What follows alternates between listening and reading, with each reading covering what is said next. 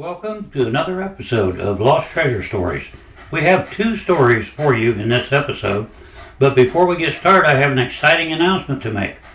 I just updated my video creation software. This will be our first video using the new software. I think you'll now find the visuals to be much more professional in our videos. No more fuzzy, slow-loading images. I think our videos will be much more enjoyable for you to watch from this point on. So let's get on with this week's episode. Both stories are cliffhangers, so let the mysteries begin.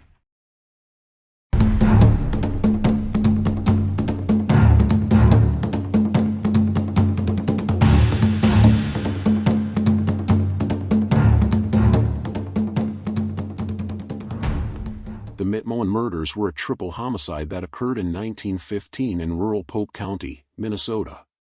The victims were Sven, Johannes, and Amon Mitmoen, brothers who farmed west of Lowry, Minnesota. The brothers were found dead at their farm, with Sven and Johannes gagged with handkerchiefs and hit with a blunt instrument. Amon was believed to have been shot. It was believed that robbery was the motive, as the brothers were wealthy and never put any of their money in a bank. There were rumors that the brothers had between $5,000 to $10,000 hidden somewhere on their farm. While the rumors were almost certainly true, there may have been much more money hidden than thought. The case remains unsolved to this day. Well, as you heard, this case remains unsolved, but we have more information coming up now, and there's a collection of evidence from this murder on display in a museum. Could DNA actually be recovered from the items? Even if DNA could be retrieved, I'm not sure it would be a good idea to reopen this case. I mean, it would probably involve exhuming bodies from the grave. I think after all this time, it's probably best left alone. Leave me a comment and let me know what your thoughts are on this. This 1915 Minnesota newspaper article that covers all the facts that were known at the time reads: Sven, Louis, and John Mitmoen, often called by the name of Jacobson, were murdered on their farm 5 miles west of Lowry, in Polk County. The three brothers had batched it on their farm for 35 years. The tragedy was discovered by a neighbor who went to see the brothers concerning the purchase of some hay. He immediately summoned the county authorities. One of the brothers was found in the bedroom on the ground floor, with his head crushed and a rag tied tightly around his neck. The body of the second victim was found in the kitchen, where evidences of a terrible struggle were seen. His head was split open and blood was splattered on the walls and floor. The body of the third brother was in the barn with his jaw broken and his head smashed in. A rock spattered with blood lay beside him. The cattle in the barn had trampled him almost beyond recognition. All had been dead 3 or 4 days. That robbery was the motive for the triple murder, and that the crime was committed by 2 or 3 men, is the conclusion of the officials. Finger bloodstains were found upon the furniture and various articles in the house. 2 pocketbooks covered with blood had been emptied of their contents. Sheriff George Gilbertson found $2,700 in gold and bills in a bureau drawer which the murderers had overlooked. The Batchelor brothers were wealthy men, owned several hundred acres of land, and saved their money carefully. They never used the bank, and according to their neighbors, kept $5,000 to $10,000 in the house at all times. They secluded themselves from all company and lived very miserly. One of the brothers was believed to be insane. Sheriff Gilbertson and a detective from the Twin Cities are working on the case and expect to make arrests shortly.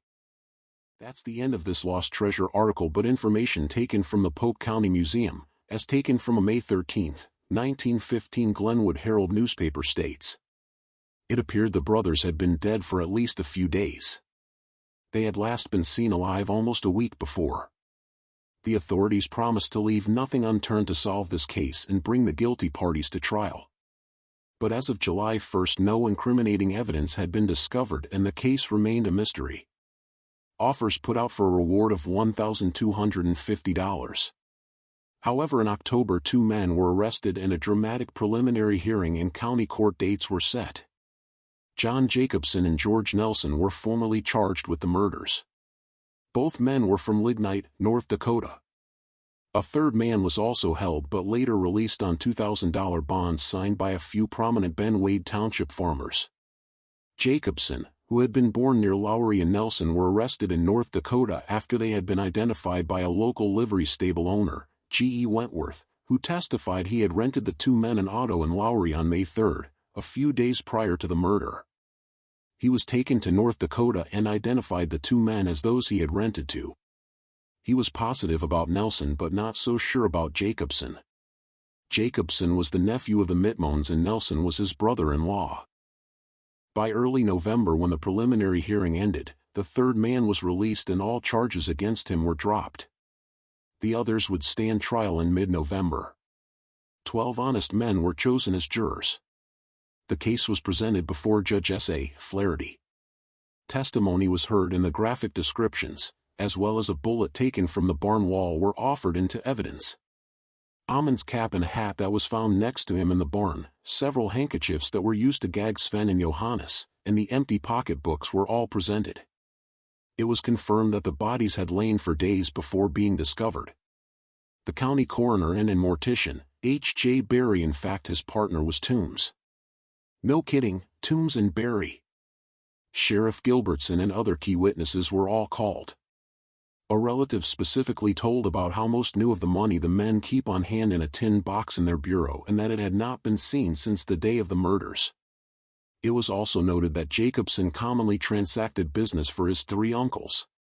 Another testified that he sold a .32 caliber pistol on May 3 to a man who gave the name Ever Johnson a few days before the murders, but at trial identified John Jacobson as being that man.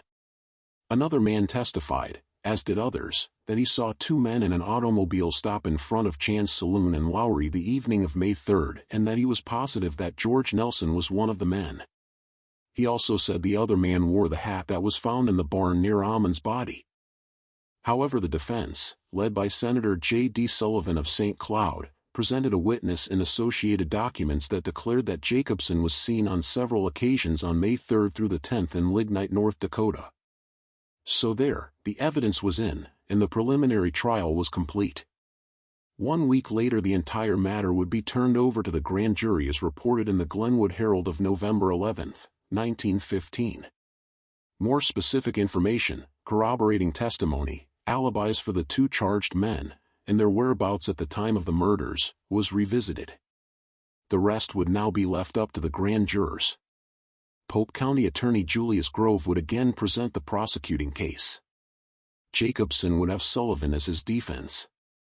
Nelson had no defender. Numerous witnesses corroborated that Jacobson and Nelson had both been seen in and around Lignite in the first 10 days of May. Nelson, age 34, and Jacobson, age 32, both testified and related their accounts of those days, which closely matched what had been given by the evidence already offered on their behalf. By December 3, the verdict was in. A decision had been made on the first ballot. The testimony and witness accounts, which supported the defendants, corroborating their innocence, were the deciding factor. The verdict was not guilty. Judge Flaherty ordered the two men be released on their own cognizance, and the only unsolved murder to ever occur in Pope County was history. To date, no one has been charged and no arrests have been made in what is Pope County's most heinous and horrific homicide, the Mitmoen murders, May 1915. A very credible website that includes information from a descendant states. Sven, John, and Amon Jacobson were close neighbors to the Stivlin family for more than 45 years. Their farm was less than half a mile west and just south of the small lake that bears their name, Mitmoen. Like many other Norwegian immigrant families, they used both the Mitmoen, or Mitmoen, and Jacobson names interchangeably. Even in their own personal documents, both names are used. Most likely, Jacobson is their surname and Mitmoen is a farm name in Norway. The farm's location was at Mitmoen Lake. The legal land description is Section 21, Township 126, Range 39, East 1/2 Northwest 1/4 West 1/2 Northeast 1/4. A link to the website with this information and more is also in the video description box. The actual hat and cap presented at trial and a rock which was used to bludgeon Amon is in the collection at the Pope County Museum, as well as more evidence. You can view images of the evidence that was collected, as well as buy a CD, at the Pope County Museum website. All the links are in our video description box below. Don't go away yet. Our next lost treasure story in this episode is coming up right now.